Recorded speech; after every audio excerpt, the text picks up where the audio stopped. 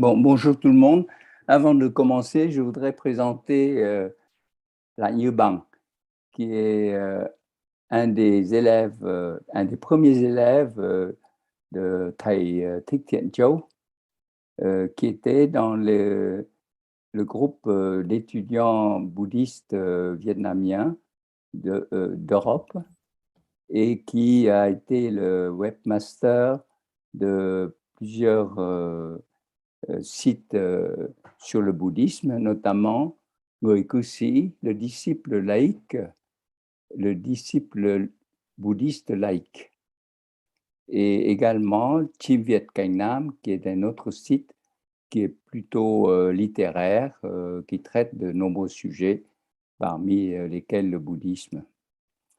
Bang est ingénieur informaticien à l'origine. Actuellement, il est à la retraite et il est depuis 1 an ou 2 ans à Nantes, alors qu'avant, il était dans la région parisienne et un des plus fidèles de l'Institut bouddhique Chuklum dès son origine, à sa construction dans les années 70-80.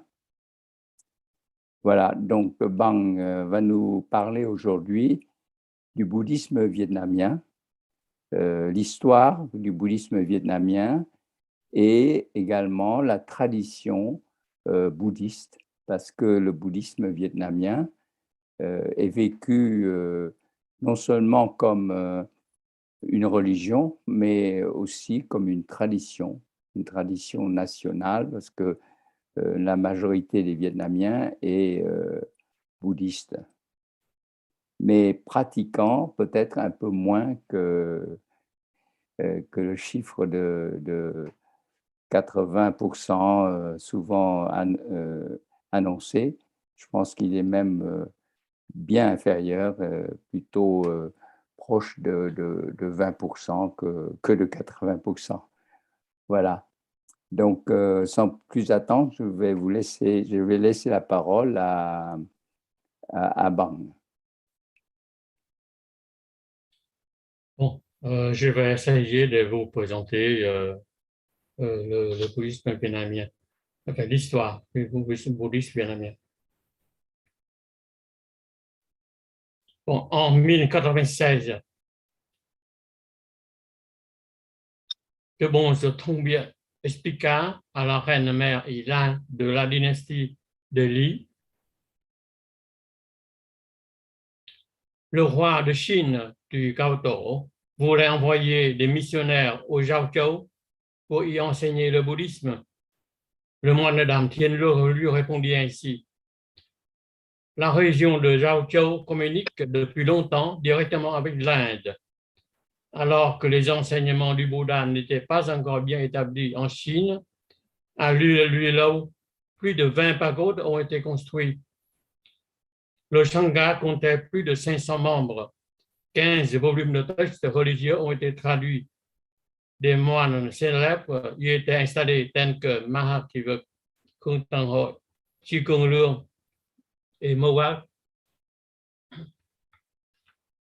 Nous ne savons pas sur quelle source s'appuyait le moine Thông Bien pour soutenir que ces explications 800 ans après les faits.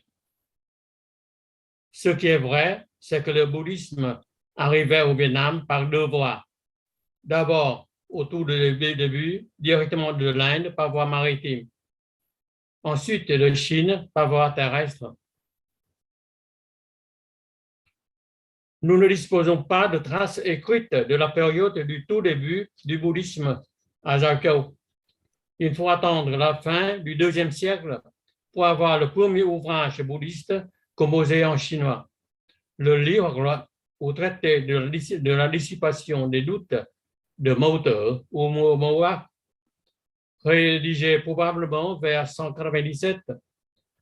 Mao était un lettré chinois bien imprégné de la culture taoïste et confucianiste. À la mort de l'empereur Han Lingde en 189, les troubles agitaient le pays. Mao émigra à Zhaozhou. Il y découvra le bouddhisme et s'y convertit. Dans son livre, le traité de la dissipation des doutes, il exposa sous forme de dialogue des réflexions philosophiques bouddhiques à l'adresse des taoïstes et des confucianistes.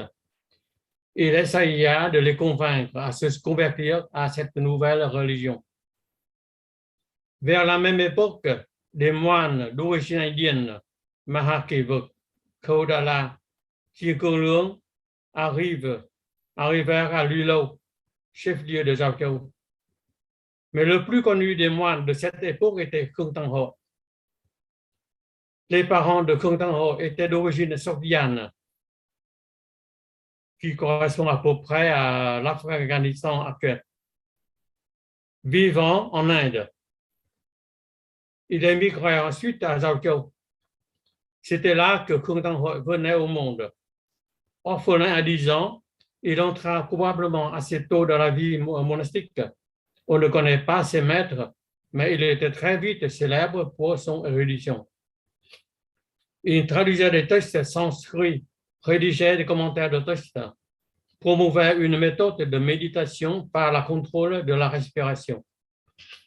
Certains le considèrent comme le précurseur du bouddhisme dhyana au Vietnam.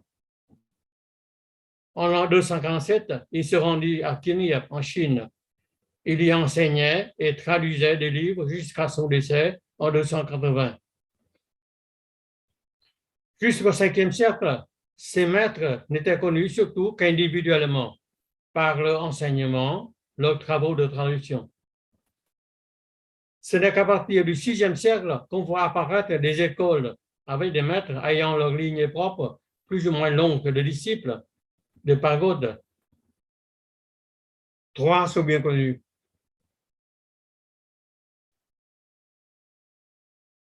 Alors, l'école 3 sont bien connus. Il y a Tini Daluchi, Vong Thong et Thao Đường.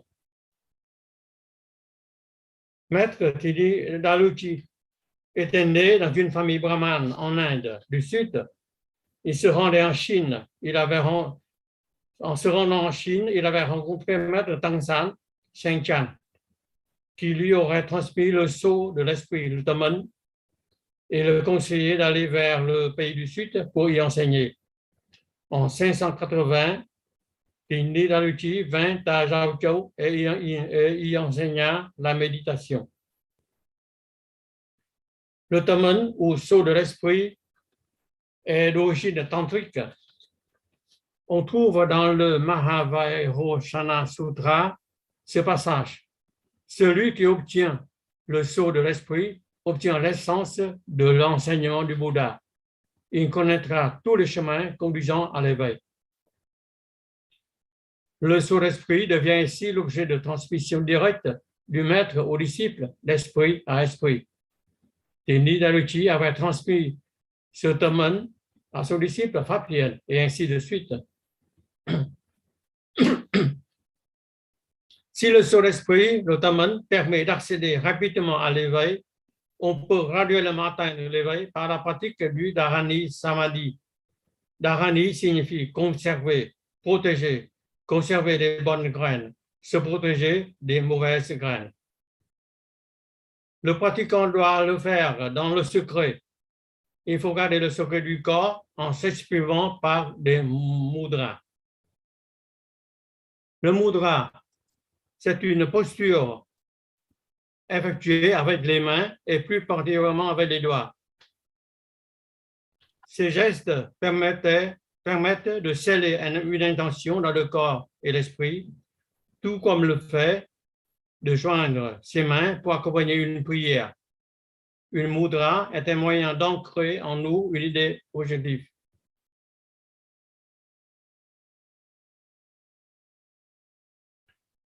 Il faut donc se garder le secret du corps en s'exprimant par les mudras. Pour garder le secret de l'esprit, il faut pratiquer le samadhi, c'est-à-dire la concentration méditative. Et pour garder le secret de la parole, il faut psalmodier des mantras. Tini Daluchi décéda en 1694. La lignée de l'école de Tinidaluchi se succédait durant 19 générations, au moins jusqu'en 1213, avec un dernier moine connu sous le nom Ison. Vung Thong appartient à l'école de Diana du Sud en Chine, de la lignée du patriarche Huineng. Il se rendit au Jacao en 820, 200 ans après Tinidaluchi. Dans ses enseignements, nous notons 3 points. Le premier point, il prêcha la doctrine de l'éveil soudain. La doctrine de l'éveil soudain se base sur la fameuse remarque de Baichio Pochan sur le terrain d'esprit, c'est le tome dire. Si le terrain d'esprit n'est pas voilé par les nuages de l'ignorance, les rayons du soleil de l'éveil, il arrive naturellement. Le deuxième point, il introduit aussi le principe de la non-obtention. Le Bouddha, personne ne peut transmettre l'éveil. L'éveil se réalise par nos efforts propres. Il faudrait donc interpréter le tome 1 que nous avons vu avec Tinidaluchi dans ce sens-là. C'est-à-dire que le maître ne fait que certifier le résultat réalisé par le disciple. Le disciple ne ressent rien d'autre. Maître Dawa disait à Maître Tenglu, le saut d'esprit ou le tome de Bouddha, vous l'avez en vous-même. Ce n'est pas la peine d'aller le chercher ailleurs. Le troisième point, c'est l'utilisation du Kongan dans les échanges entre maître et disciple. L'école Vung Thong utilise aussi le Kongan. Le Kongan est un problème ou un sujet de méditation qu'un élève reçoit de son maître et doit garder présent l'esprit sans recourir à la réflexion et au raisonnement logique, jusqu'à ce qu'un jour la solution lui paraisse soudainement et intuitivement dans toute sa clarté.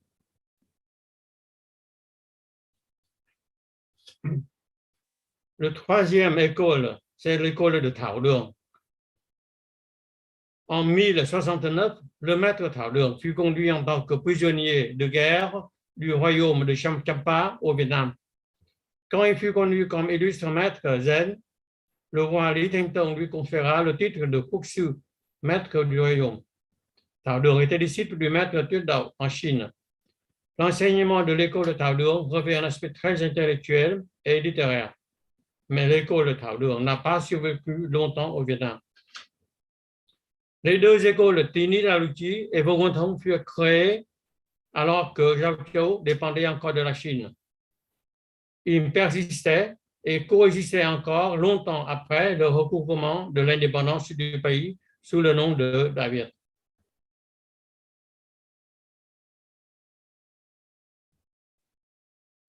En 938, avec la victoire de Ngo Quyền sur les Han du Sud, le Vietnam s'affranchit complètement de la domination chinoise. Sous les dynasties Ngo, Dinh, Lê, Lý Trần, les bonzes venaient souvent à la cour sur invitation du roi pour leur expliquer les enseignements du Bouddha, mais aussi leur donner divers conseils dans les affaires publiques. Parfois, ils participaient directement aux affaires ou même aux intrigues du royaume. Le bonze Phuong Viet avait le titre de Kuxu, maître du royaume.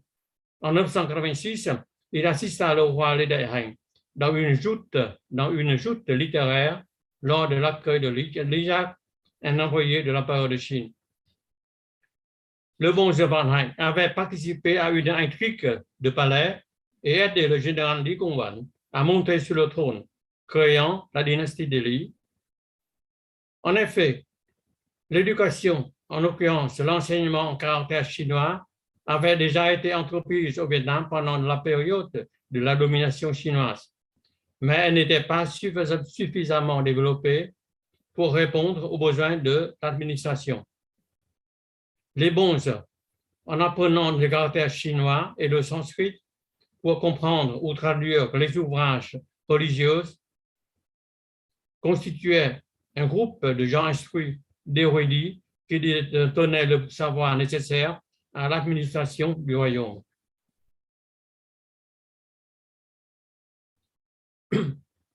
Depuis leur création, les trois écoles importantes, Tini Daluchi, Vogonthong et Thảo Luang, coexistaient au Vietnam. Chaque école avait leur parole propre. Néanmoins, les frontières doctrinales comme cérémoniales s'estompaient avec le temps. On pouvait voir les disciples d'une école vivre et enseigner dans la parole de l'autre. Les enseignements se mélangeaient. Maître Thường Chiếu de l'école Vogonthong dirigeait la parole de Lục Tổ, une parole de l'école Tini Daluchi. Finalement, au XIIIe siècle, les trois écoles se fusionnaient en une seule pour donner naissance à l'école Yên Tử. Ce fut le bonze Hiển Quang de l'école Vogonthong qui, en venant s'établir au mont Yên Tử, qui créa l'école Yên Tử. Sous l'impulsion de Trần Thái Tông, Tuệ Trung Thượng Sĩ et Trần Nhân Tông, l'école Yên Tử se développa et absorba toutes les autres écoles. L'école Yên Tử prenait le nom de l'école Trúc Lâm Yên Tử lorsque le roi Trần Nhân Tông abdiquait et se faisait bonze. L'école Trúc Lâm Yên Tử bénéficiait aussi de l'apport de l'école Lâm Tế, c'est-à-dire Linh par la présence de maîtres venus de Chine comme Thiên Phong, qui faisaient partie du cercle d'études et de méditation du roi Trần Thái Tông. Depuis l'indépendance, le bouddhisme était devenu religion d'État du Đại Việt. Mais si les recherches spirituelles et le dhyana, ou la méditation, étaient surtout la pratique des personnes instruites, les gens du peuple, c'est-à-dire que la grande majorité des bouddhistes pratiquaient un bouddhisme plus simple, un mélange de tantrisme et de l'école de la terre pure, Tịnh Zida. Le Tịnh Zida préconise la sanmodi du nom du Bouddha Amitabha. Le pratiquant qui sanmodiait sans relâche le nom du Bouddha Amitabha serait accueilli à son décès par celui-ci dans ce monde miraculeux de l'Ouest, la terre pure, d'où il pouvait accéder facilement et avec certitude au nirvana. La sanmodi des mantras en faux sanskrit était aussi pratique courante. J'appelle faux sanskrit parce que ces mantras étaient écrits dans une langue qui n'était ni du sanskrit, ni du chinois, encore moins du vietnamien. Ces mantras, à l'origine en sanskrit, avaient été phonétisés en chinois, puis rephonétisés une deuxième fois en vietnamien, avec en plus des accents régionaux du nord, du centre et du sud. Dans beaucoup de pagodes, lors des 2 séances de pratique journaliers, Hai Thời Kung Fu, du matin et du soir, les bons ne psalmodiaient pratiquement que ces mantras tantriques. D'ailleurs, l'imaginaire populaire interprétait les mantras comme des sortes de formules magiques permettant d'obtenir les résultats miraculeux, parfois même utilisés dans l'envoûtement ou l'attaque des ennemis. On connaît entre autres l'histoire du bonze Tự Đạo Hạnh qui, après avoir psalmodié 108 000 fois le Đại Bi Tâm Đà La Ni, aurait obtenu un pouvoir surnaturel. Il s'en servirait pour tuer son ennemi, le bonze Đại Diên. Parfois, on s'en sert aussi pour faire tomber la pluie en période de sécheresse.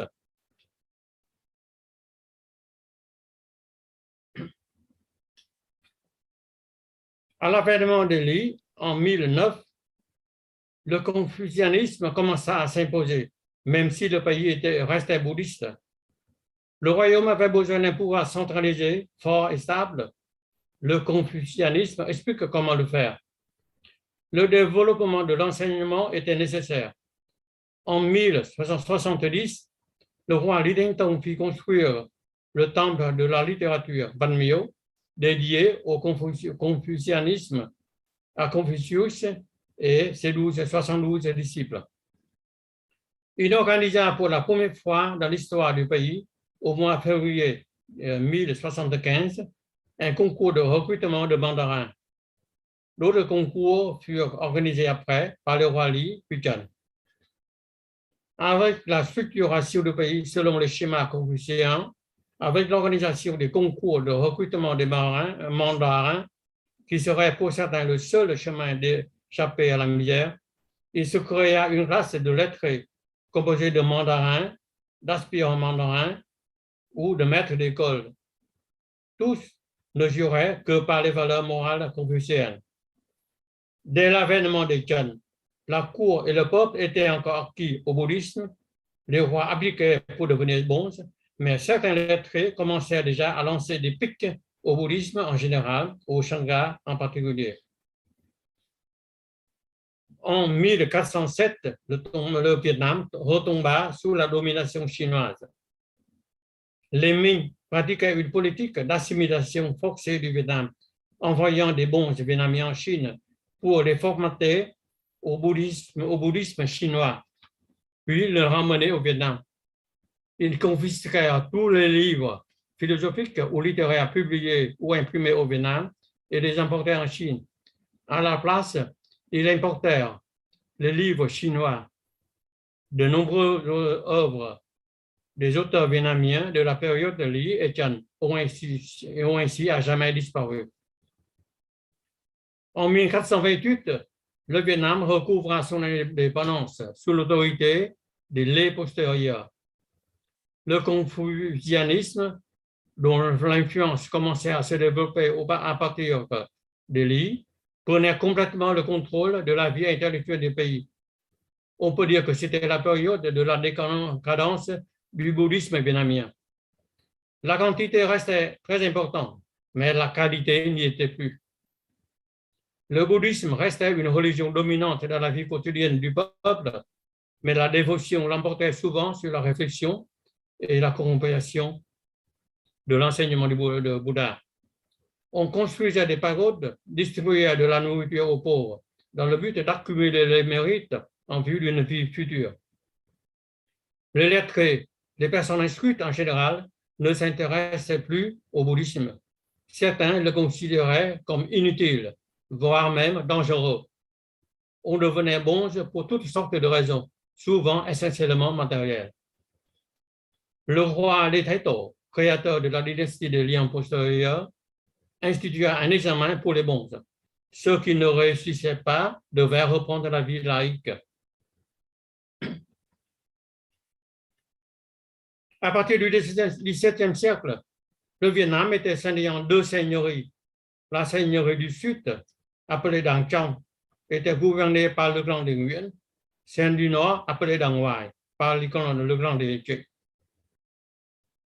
Parfois religieuse, mais aussi par rivalité politique, les seigneurs accueillaient à bras ouverts des bons venus de Chine, faisaient construire ou restaurer de nombreuses pagodes.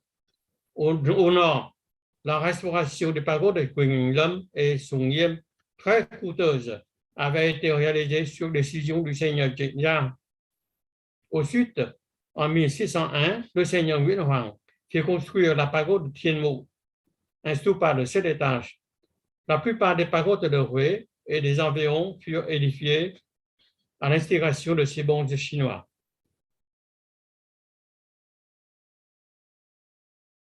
Avec cette immigration venue de Chine, deux grandes écoles consolidaient leur influence au Vietnam, l'école de Lâm Tế, encore appelée Linji, et l'école de Tao Dong.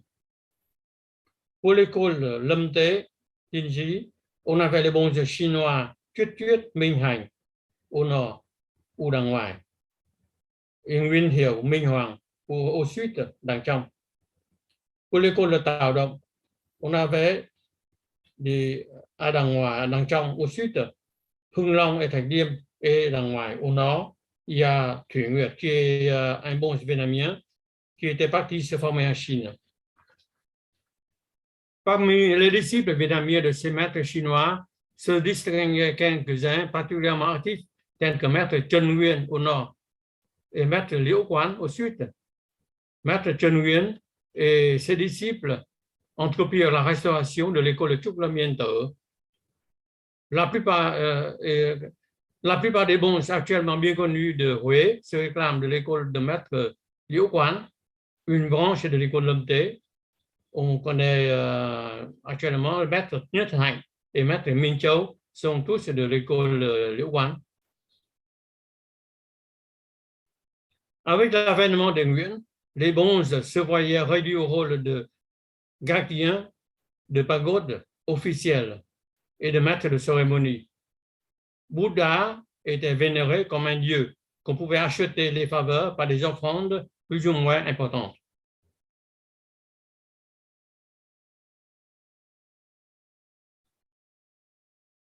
Pendant la période coloniale, à partir de la seconde moitié du XIXe siècle, cette situation ne fut qu'empirée.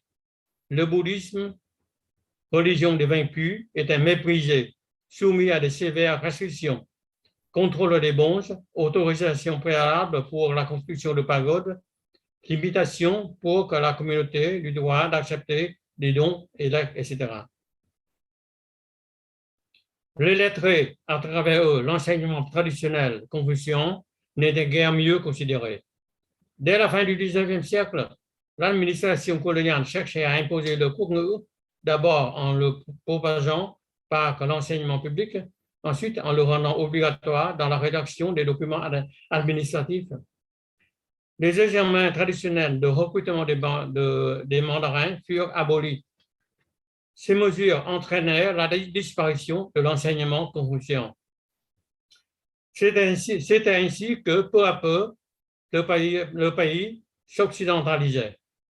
Les Vietnamiens, surtout ceux de la ville, apprenaient à parler français, à vivre, à travailler, à se divertir à la française.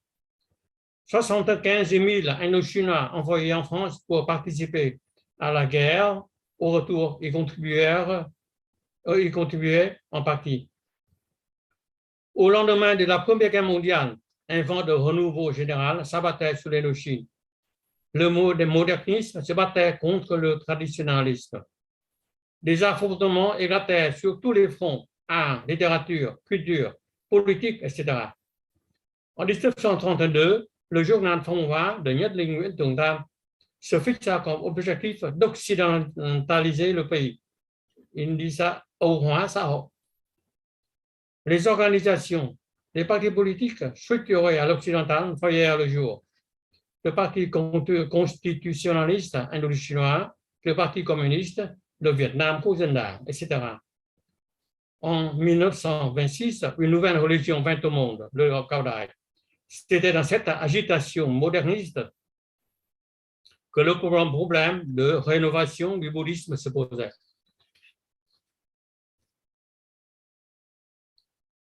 Le mouvement de rénovation du bouddhisme débuta au sud du Vietnam. Vers les années 1923-1924, sur le journal Le Courrier Indo-Chinois à Saigon, fut publié une série d'articles sur le bouddhisme dans lesquels l'auteur estimait que les intellectuels avaient le devoir de rénover le bouddhisme du pays. En 1923, les bonzes Khánh Hòa et Thiện Chiếu créèrent l'association de Croix, INHIAP, comme base de départ, avec pour objectif la création d'une association nationale bouddhique du Vietnam. Ils essayaient sans succès de prendre contact et collaborer avec les bonzes du Nord. En 1934, Khánh Hòa créa l'association Lữ Xuyên Phật học. Celle-ci ouvra une école pour la formation des bonzes, publia des revues et livres bilingues, vietnamiens et chinois. En 1941, l'école fut dissoute pour causes financières. Pour le mouvement de rénovation au centre, le mouvement de rénovation était animé par le bonze Jacques Tien et ses disciples religieux tels que le bonze Mat Khê et laïcs tels le médecin Lê Đình Thám. En 1932, l'association bouddhique Annam Phật học fut créée, présidée par Lê Đình Thám.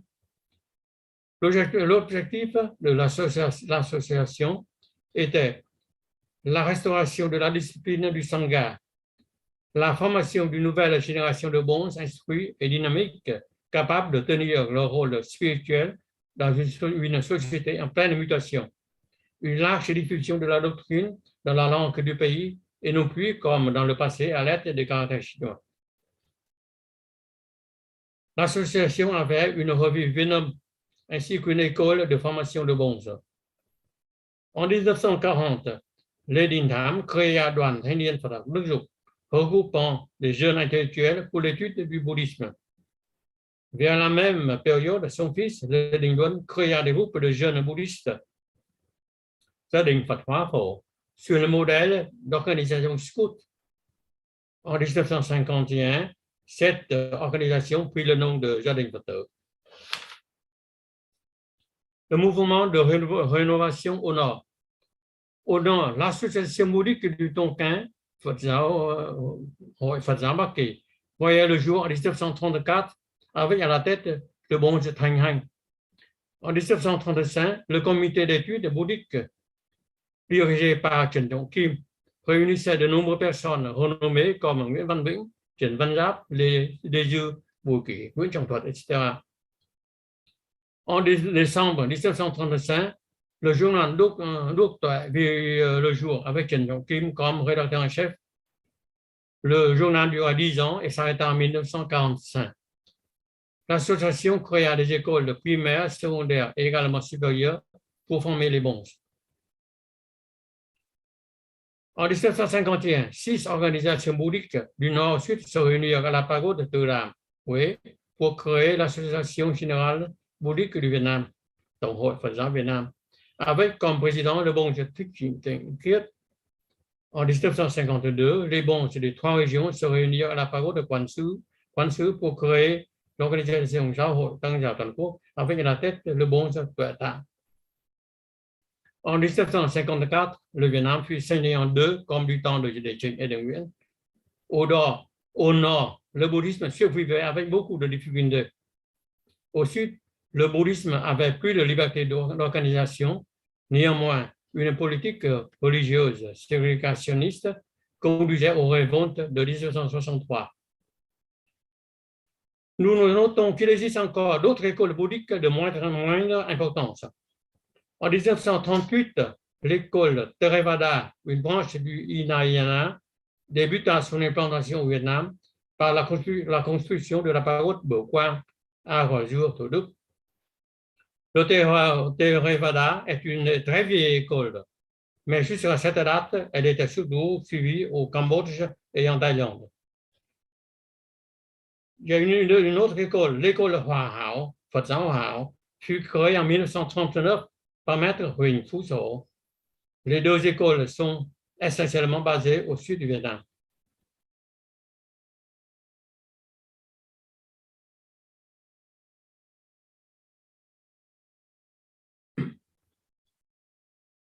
La vie, l'influence du bouddhisme sur la vie et la pensée vietnamienne. La vie et la pensée vietnamienne résultent de 3 doctrines, le bouddhisme, le confucianisme et le taoïsme. Durant les siècles derniers, d'autres courants de pensée venus d'Occident cherchent à s'imposer, mais ils sont encore trop neufs, trop récents. Si puissants soient-ils, il faut attendre encore quelque temps avant qu'ils puissent peut-être un jour imprégner l'âme vietnamienne. Les 3 doctrines précitées se sont fusionnées à travers les siècles de coexistence, tantôt pacifique, tantôt houleuse. Aussi, lorsqu'on parle de l'action d'une doctrine sur la pensée vietnamienne, cela sous-entend conditionné par les 2 autres. Ceci dit, nous nous intéressons ici au bouddhisme. Nous allons donc essayer de dégager quelques éléments de l'influence du bouddhisme sur la vie des Vietnamiens. Cette influence s'est manifestée dans les arts, l'architecture, la peinture, la sculpture, la littérature. L'image d'une pagode, le son de sa cloche, son paysage sont souvent des sources d'inspiration de poètes, de peintres. L'image d'un Bouddha familier proche, bienveillant, se manifeste dans l'image populaire à travers les dictons, les proverbes, les contes ou les expressions courantes. On peut citer Hiền như Bụt, doux comme Bouddha, ou Khẩu Phật Tâm Xà, parole de Bouddha, mais cœur de vipère. Ou đi với Phật mặc áo cà sa, đi với ma mặc áo giấy. En compagnie de Bouddha, on s'habille en moine. En balade avec des fantômes, on s'habille en papier. Bụt ở trong nhà, đi cầu Thích Ca ngoài đường. On ne fait pas confiance au Bouddha de chez soi, on va chercher assistance auprès du Sakyamuni de la rue. Gần chùa gọi Bụt bằng anh, trông thấy Bụt lành, cõng Bụt đi chơi. J'habite près de la pagode. Bouddha est pour moi comme un frère. Il paraît doux, je le porte sur mes épaules, je l'emmène faire une petite balade. Mais ce qui est le plus important, qui détermine le comportement des Vietnamiens, c'est la croyance en la doctrine du karma ou nghiệp. Nous ne cherchons pas ici à trouver la vraie signification du mot karma, mais seulement l'interprétation qu'en donne la masse. Pour les gens du peuple, le karma est la destinée déterminée par ses actes présents et passés, de cette vie ou d'une vie antérieure. Une parenthèse s'impose. En réalité, Bouddha a expressément expliqué qu'il ne s'intéressait pas à ce qui se passait avant la naissance, ni à ce qui se passait après la mort. Mais la logique de la plupart des bouddhistes tourne toujours autour de la question de ce qui se passe après la mort ou de ce qui se passe avant la naissance. Bon, je ferme la parenthèse. Sur le karma, vers la fin du XIVe siècle, le lettré Lê Bá Quát, en rédigeant une stèle commémorative à la pagode Thiệu Phúc à Bắc Giang vers 1370, s'est plaint en ces termes.